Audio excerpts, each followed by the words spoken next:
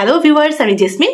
এই মুহূর্তে আপনারা সবাই কানেক্টেড আছেন জেসমিনস বেবি কেয়ার টক ইউটিউব চ্যানেলটির সাথে। চলুন আজকের গুরুত্বপূর্ণ ভিডিওটি শুরু করা যাক। একটা 1 বছরের বাচ্চা হোঁচট খেয়ে পড়ে গেল। সে কাঁদছে, চারপাশে তাকাচ্ছে, কিন্তু তার মা চুপচাপ দাঁড়িয়ে দেখছে। আপনার কাছে এটা নিষ্ঠুর লাগতে পারে, কিন্তু জাপানে এটাই ভালোবাসা, লাভ। জাপান বিশ্বের সবচেয়ে উচ্চ গড় আইকিউ থাকা দেশগুলোর একটি। অনেকে ভাবে জেনেটিক্স, কঠিন স্কুল সিস্টেম, কিন্তু সত্যিটা হলো এই গল্প শুরু হয় অনেক আগে, খাটে, রান্নাঘরে এবং মায়ের কোলে। আজকের ভিডিওটিতে আমরা জানব খুব সংক্ষেপে 4টি জাপানি প্যারেন্টিং হ্যাবিট, যা বিজ্ঞানীরা বলছেন একটি শিশুর ব্রেন ডেভেলপমেন্ট বদলে দিতে পারে। প্রথমেই জানব স্কিনশিপ নিয়ে। জাপানে একটা শব্দ আছে, স্কিনশিপ। এর মানে শুধু স্পর্শ না, এটা হলো ইমোশনাল কানেকশন থ্রু টাচ। মা বাচ্চাকে কোলে নেয়, একই বিছানায় ঘুমায়, সারাদিন শরীরের সংস্পর্শে রাখে। গবেষণায় দেখা গেছে শিশুর শরীরে early skin contact stress hormone কমায়, ইমোশনাল স্ট্যাবিলিটি বাড়ায়, ব্রেন ওয়ারিং উন্নত করে। কিন্তু টুইস্ট হলো এটা শুধু আদর না, এটা ভবিষ্যতের ইমোশনাল ইন্টেলিজেন্স তৈরি করছে। এরপর যে হ্যাবিটটি খুব গুরুত্বপূর্ণ, রিয়েল ফুড আর্লি। পশ্চিমে বাচ্চাদের দেওয়া হয় ব্ল্যান্ড পিউরি, কিন্তু জাপানে মাছ, মিশো স্যুপ, সিউইড। শুনতেও অদ্ভুত লাগছে আপনার কাছে? ইউকের আলসপ্যাক স্টাডি বলছে যেসব মা প্রেগনেন্সিতে বেশি মাছ খেয়েছেন তাদের বাচ্চাদের ভার্বাল আইকিউ বেশি, কমিউনিকেশন স্কিল অনেক গুণ ভালো। কারণ কি? কারণ ডিএইচএ, ওমেগা 3 ফ্যাটি অ্যাসিড, যা ব্রেন ডেভেলপমেন্টের জন্য ক্রিটিক্যাল। জাপানিরা এটা বুঝে খাবার থেকেই শুরু করে। আরেকটি গুরুত্বপূর্ণ অভ্যাস, হ্যাবিট 2, কাটারি কাকে ইকোজি। একটা মা তার শিশুকে ডাইপার বদলাচ্ছে, কিন্তু সে চুপ না, সে বলছে এখন আমরা ডাইপার বদলাচ্ছি, এটা পরিষ্কার করছি, তুমি খুব ভালো করছো। এটাকে বলে কাটারি কাকে ইকোজি, মানে ন্যারেটিং চাইল্ড কেয়ার।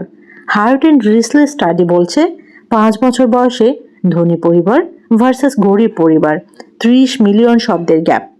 বেশি কথা থেকে বেশি ব্রেন স্টিমুলেশন হয়, বেশি শব্দ থেকে বেশি নিউরাল কানেকশন হয়। জাপানি মা বাবারা শিশুর সাথে কথা বলা বন্ধ করে না, যদিও শিশুটি কিছু বোঝে না। Finally habit 1, responsibility early. এইটাই সবচেয়ে কঠিন। জাপানে 2 থেকে 3 বছরের বাচ্চাও নিজের খেলনা গোছায়, ছোট কাজ করে, নিজের দায়িত্ব নেয়। পশ্চিমে কি হয়? পশ্চিমে ও ছোট, ওকে করতে দাও না। ইউনিভার্সিটি অফ মিনেসোটার 25 বছরের গবেষণা কি বলছে এ বিষয়ে? ছোট বয়সে দায়িত্ব নেওয়া শিশুরা বড় হয়ে বেশি সফল হয়, আইকিউ থেকেও বেশি গুরুত্বপূর্ণ, যা ফ্যামিলি ইনকাম থেকেও কিন্তু বেশি। কারণ কি? Responsibility builds discipline, discipline builds success. এই সব কিছু আপনাকে কপি করতে হবে না, কিন্তু সব কালচার আলাদা, সব পরিবার আলাদা, কিন্তু সায়েন্স যা বলছে তা আমরা ইগনোর করতে পারি না। একটা বাচ্চাকে স্মার্ট বানানো মানে তার জন্য সব কিছু করে দেওয়া না, বরং তাকে অনুভব করতে দেওয়া, তাকে চেষ্টা করতে দেওয়া, তাকে নিজের মতো করে গ্রো করতে দেওয়া। কখনো কখনো সবচেয়ে বড় ভালোবাসা হলো একটু পিছিয়ে দাঁড়ানো। এই 4টার মধ্যে কোনটা আপনাকে সবচেয়ে বেশি অবাক করেছে? স্কিনশিপ, রিয়েল ফুড, টকিং কনস্ট্যান্টলি, নাকি রেসপন্সিবিলিটি? কমেন্টে লিখে জানান, আমি সব কমেন্ট পড়ি। Our hearts beat to the city streets. We began to feel the fire. We rise like tall buildings as the chemicals they take us higher. এই ভিডিওটি যারা প্রথমবার দেখছেন, প্রথমবার যারা আমার চ্যানেলটি ভিজিট করেছেন, অবশ্যই আমি বলবো এরকম ছোট বড় আরো অনেক ইনফরমেটিভ ভিডিওস পেতে চ্যানেলটির সাথে কানেক্টেড থাকুন, চ্যানেলটি সাবস্ক্রাইব করে রাখুন।